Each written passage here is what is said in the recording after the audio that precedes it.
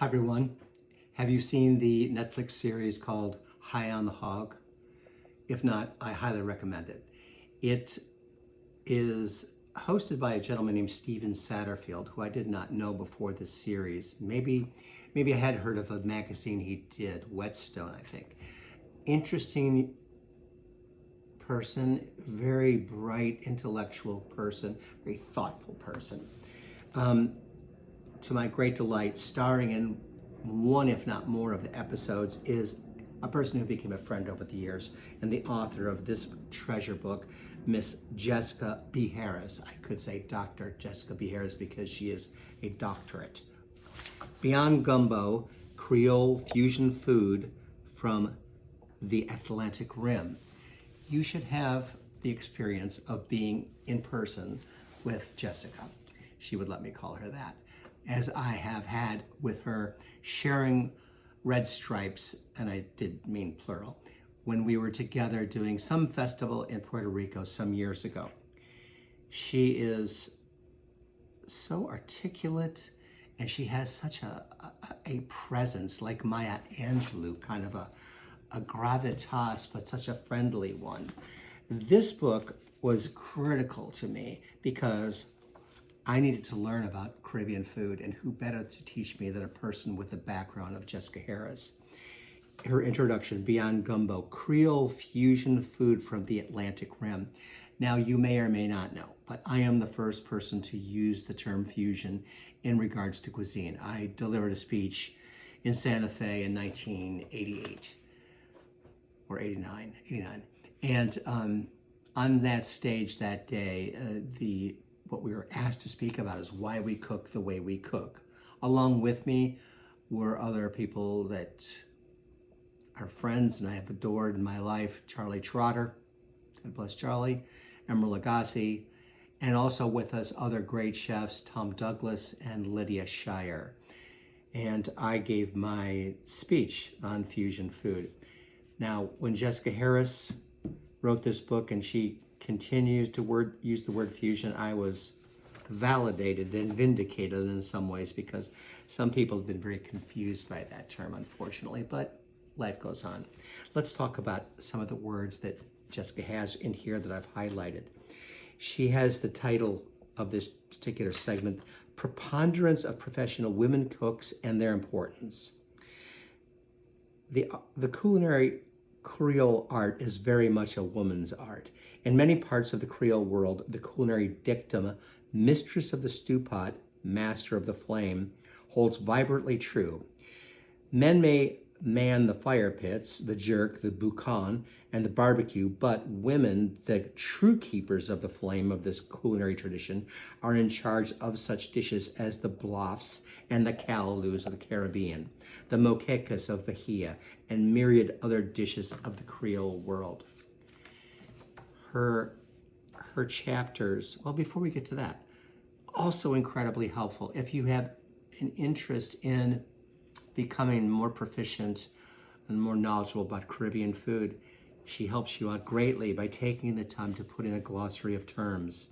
And I can tell you that I dove into these things many times in the effort to teach our teams what the words were on the menus that I was using, because French food, Italian food, certainly more well-known in the world of cuisine than Caribbean food, up until recently at least. And so sure, her glossary of terms is here.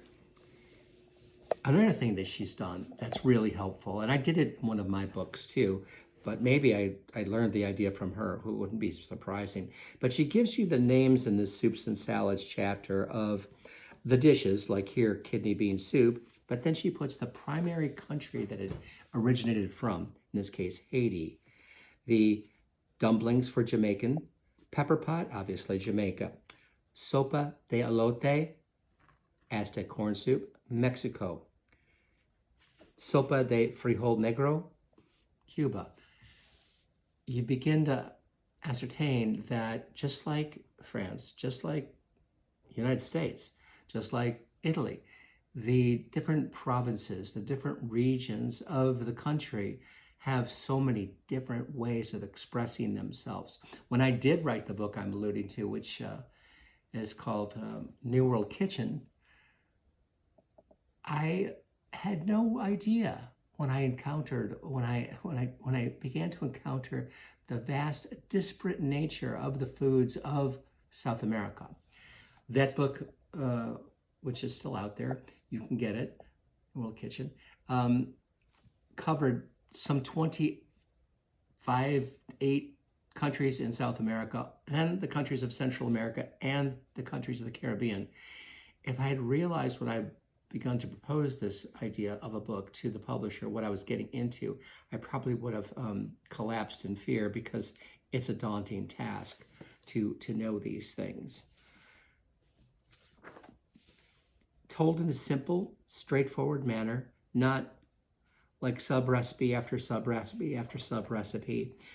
Straight ahead, home cooking, Caribbean style, but through the eyes and the beautiful mind of Jessica Harris. I must share one more part with you. To be humbled, it's a good thing. And she humbled me when she asked me to write a blurb for her book. And I pulled the book off the shelf when I was looking for what treasure books I might choose to speak to you about today. And I realized I had contributed this blurb. Jessica Harris illuminates the dark, mysterious, and must-be-learned lessons of African Creole cooking. She belongs in the elite pantheon of writer-cooks alongside Elizabeth David, Elizabeth Lambert-Ortiz, Craig Claiborne, and a handful of others. Too often people are seduced by touristy Caribbean food that lacks the soul and bone-deep honesty that have sprung from the people who have turned bitter fate into delicious love. And she's done it. So thank you, Jessica, wherever you are today. So happy for you being on that show. I look forward to seeing you again, and I look forward to sharing the table and a couple of cold red stripes with you as well.